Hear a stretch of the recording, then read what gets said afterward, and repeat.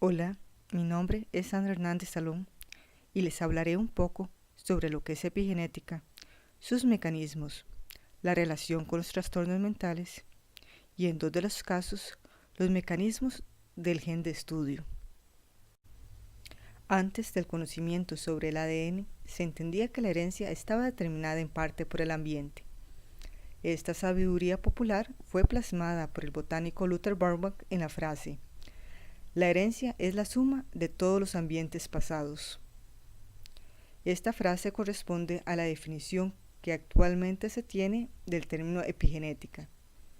Esta palabra se usó desde mediados de 1800, pero es hasta 1946 que Conrad Waddington utiliza este término para indicar la relación entre fenotipo y genotipo. Una definición actual del término epigenética es que se refiere a los cambios estables dependientes del ambiente en la expresión de genes que ocurren sin alterar la secuencia del ADN subyacente. La expresión de genes depende del estado de condensación de la cromatina y del estado de metilación del ADN. La cromatina está constituida por ADN, histonas, proteínas no histónicas y ARN. Tenemos, dependiendo del estado de condensación, la heterocromatina, que es la región más condensada. Esta, a su vez, se puede diferenciar en heterocromatina constitutiva, que en el caso de humanos no contiene genes. Esta es la región más condensada y es idéntica en todos los tipos celulares.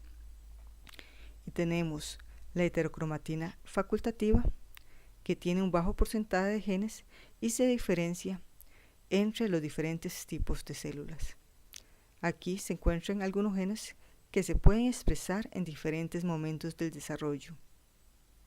Tenemos la eucromatina, en donde se encuentran la mayoría de genes y depende del estado de condensación, puede estar activa, permisiva, reprimida o inactiva. Las modificaciones a nivel epigenético pueden ser a nivel del ADN, en donde se observa metilación de las citocinas. En la mayoría de vertebrados y en plantas, estas citocinas metiladas están detrás del nucleótido guanina. Por ello se les llama dinucleótidos CpG, o sea, citocinas unidas a guanina mediante un enlace fosfato. Podemos observar estos dinucleótidos CpG en regiones promotoras, en donde van a producir una disminución de la expresión de este gen o dentro del cuerpo del gen. En algunos casos va a aumentar la expresión y en otros a disminuir la expresión del gen. A nivel de histonas, se dan modificaciones covalentes en diferentes residuos de aminoácidos, tanto en el cuerpo como en las colas de las histonas. Aquí se presenta un esquema tanto de los mecanismos de metilación como de desmetilación. DNMT corresponde a las enzimas metiltransferasas de ADN. En el primer caso, la ADN metiltransferasa 1 mantiene las citocinas metiladas y las ADN metiltransferasas 3A y 3B colocan metilos en citocinas que no tenían metilos. El sustrato que se utiliza para obtener los metilos es la S-adenosilmetionina. Las 5-metilcitosina pueden pasar a 5-hidroximetilcitosina por las enzimas TET o translocasas 10-11. A su vez, las 5-hidroximetilcitosinas pueden volver a ser citosinas, pero para ello se necesitan de dos pasos. El primero es perder el grupo amino. Esto se realiza mediante las enzimas AIT, que es deaminasa citidina inducida por activación. El segundo paso es el uso de una enzima llamada glicosilasa que repara por excisión de bases, que participa en el mecanismo de reparación del ADN. Ya con este segundo paso se obtiene otra vez las citocinas. Aquí se muestra cómo el ambiente puede actuar sobre el genotipo, aumentando o disminuyendo la actividad de las enzimas ADN metiltransferasas. En el caso de activación de estas enzimas, se va a mantener el estado metilado del ADN y una menor expresión del gen. Recordemos que es principalmente a nivel de las regiones promotoras. Si hay una inactivación de estas enzimas, los metilos en las citocinas se irán perdiendo con cada división celular y esto llevará a un aumento en la expresión del gen. Las modificaciones covalentes en las histonas pueden ser en el cuerpo o en las colas. Se puede observar acetilación, metilación, fosforilación, ubiquitinación, ribosilación, sumilación, entre otras. Se han encontrado alrededor de 40 diferentes moléculas que se pueden unir a los diferentes residuos de aminoácidos de estas proteínas, pero las más estudiadas son la acetilación y la metilación. Aquí observamos los efectos tanto de la acetilación como de la metilación en las histonas. En el 100% de los casos, la acetilación, sea en el cuerpo o en las colas de las histonas, van a implicar un aumento en la expresión del gen. La acetilación es catalizada por las enzimas HAT o transferasas de acetilhistonas, mientras que la eliminación de esta molécula es producida por las desmetilasas de ADN. Por el contrario, en la mayoría de casos, la metilación va a implicar una disminución en la expresión del gen. Aquí se pueden observar las principales moléculas y los residuos de aminoácidos a los que se unen. Están los acetilos, que son unidas solo al aminoácido lisina mediante las enzimas HAT o acetiltransferasa de histonas, y esta molécula es eliminada mediante las HDAC o deacetilasas de histonas. A su vez, los fosfatos son unidos mediante la enzima quinasa solo a aminoácido serina o a treonina y son eliminadas mediante las fosfatasas. Los metilos pueden ser unidos por dos diferentes enzimas. Puede ser mediante las KMT o metiltransferasas de lisina o mediante las PRMT o proteína arginina metiltransferasa. Aquí observamos las 4 histonas que forman el nucleosoma. La acetilación siempre aumentará la expresión del gen, mientras que la metilación dependerá del lugar. En el caso de la histona H3, si la metilación es en la lisina número 9 o número 27, va siempre a producir una inhibición de la expresión del gen, pero si es en la lisina número 4, va a aumentar la expresión de este.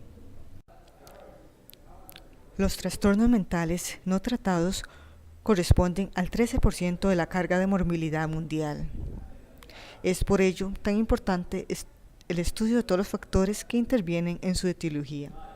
En cuanto al número de personas afectadas, tenemos la depresión, que afecta alrededor de unos 350 millones de personas.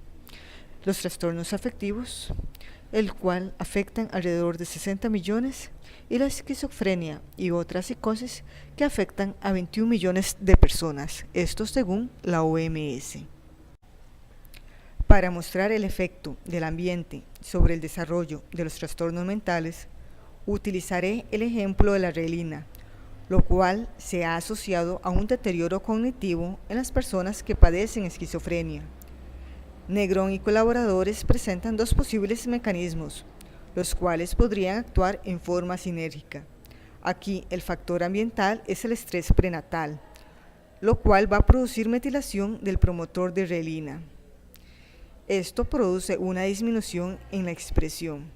Si es a nivel prenatal, Podrían haber cambios en la arquitectura de las neuronas, lo cual a su vez produce cambios en la conectividad neuronal durante el desarrollo.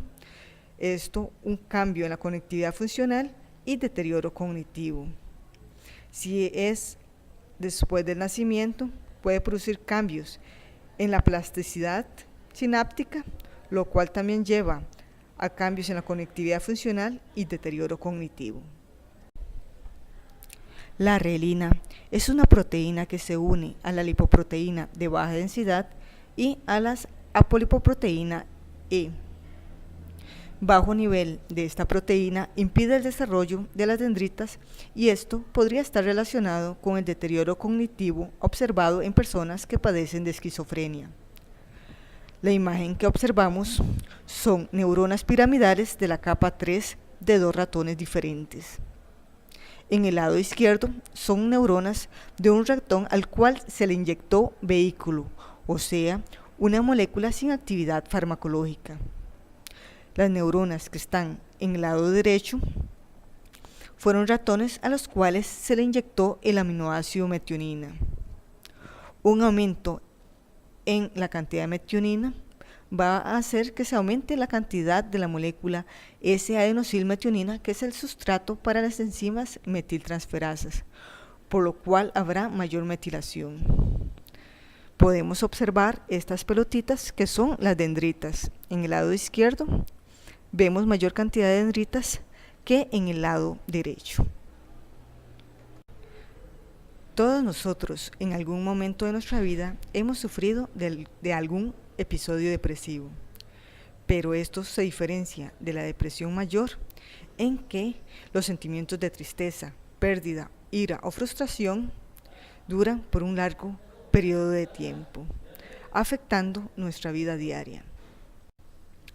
La depresión mayor se ha asociado a una disfunción del eje hipotálamo-pituitaria-adrenal.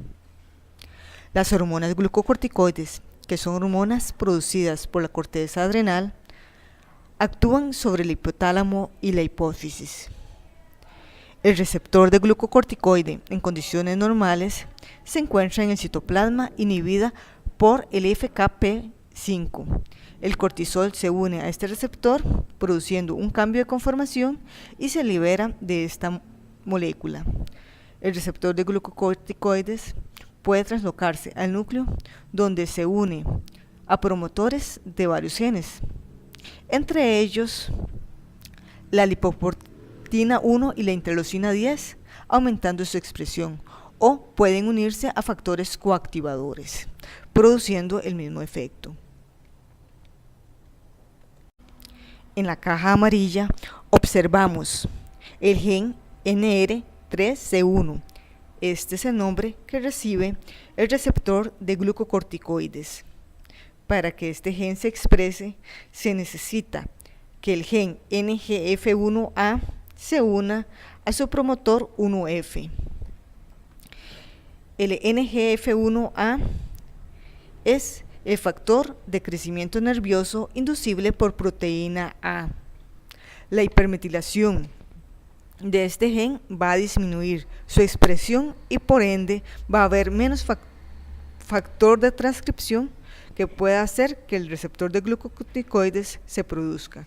Es por ello que vemos una X, o sea, no hay expresión del gen del receptor de glucocorticoides cuando el gen del factor de crecimiento nervioso inducible por proteína A está hipermetilado.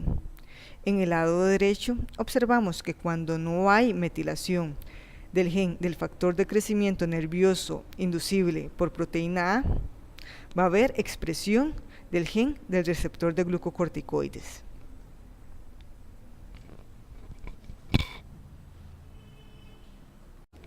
Hemos visto cómo la metilación del ADN puede afectar la expresión de genes y esto puede incidir en el desarrollo de la depresión. Este mismo efecto puede producirse por un aumento en la condensación, esto producida por una hipoacetilación, o sea, por poca cantidad de acetilos en las histonas, o por un aumento en el estado de metilación de estas proteínas. Es por ello que se han probado moléculas que inhiben a las deacetilasas, permitiendo que las histonas se mantengan acetiladas, con un efecto positivo sobre personas que padecen depresión y son resistentes a los medicamentos actuales.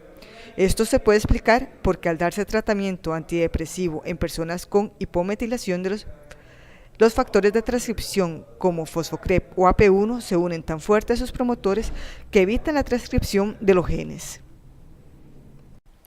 A continuación se mostrará un estudio en donde se comparan personas que padecen de desorden de la personalidad límite, de personas que padecen desorden de hiperactividad con déficit de atención y personas que padecen de desorden bipolar en cuanto al estado de metilación del gene del receptor de serotonina 3A. En inglés, BPD corresponde a desorden de la personalidad límite, ADHD, desorden de hiperactividad con déficit atencional, y BD, desorden bipolar. En este estudio, ellos analizaron 8 islas CPG. Aquí podemos observar las diferencias en los niveles de metilación según cada uno de los desórdenes. Aquí tenemos la estructura química de varias moléculas que se están utilizando para desórdenes neuropsiquiátricos y que actúan a nivel epigenético, como tenemos el ácido N-butírico, el Pivanex, el Tributyrin y estas otras 3 moléculas. Todas ellas actúan como inhibidores de las enzimas de acetilasas de histonas, o sea, permiten mantener las histonas acetiladas. Se ha mencionado un poco sobre el efecto de la epigenética en los trastornos mentales. Ahora hablaremos un poco cómo se podría heredar. A ello se les llama herencia transgeneracional. Para que se dé este tipo de herencia se necesita de una epimutación, o sea, de una marca epigenética que se mantenga en línea germinal y en el cigoto, o sea, que evada todos los mecanismos de borrado de marcas epigenéticas. Y se va a poder observar en la descendencia F3 en el caso de una hembra o en F2 en el caso de un macho. Los mecanismos de herencia transgeneracional podrían darse por varios mecanismos diferentes, como es los lazos de retroalimentación autosustentado, en el cual ARNs mensajeros o sus productos podrían alterar la expresión de genes sin producir cambios en la cromatina. También tenemos los mecanismos basados en cromatina, en donde complejos como Polycomb o Tritorax podrían modificar la condensación de este. Otros mecanismos serían a partir de ARNs codificantes o no codificantes, y se ha observado modificación en histonas tanto en plantas, animales y hongos. Por último, la posibilidad en que se utilicen moldes estructurales, como serían proteínas priónicas que podrían propagar el cambio en la estructura de proteínas normales. Esto se ha observado en hongos. Otra proteína de la chaperona 90, que media la variación epigenética y podría tener efectos transgeneracionales. Las conclusiones a las cuales he llegado es, primero, que se podrán modificar los fenotipos sin producir cambios en la secuencia de nucleótidos. Y a nivel práctico, el diseño de fármacos que actúan a nivel epigenético es propicio para tratamientos de patologías mentales en donde la terapia actual no ha sido beneficiosa para toda la población.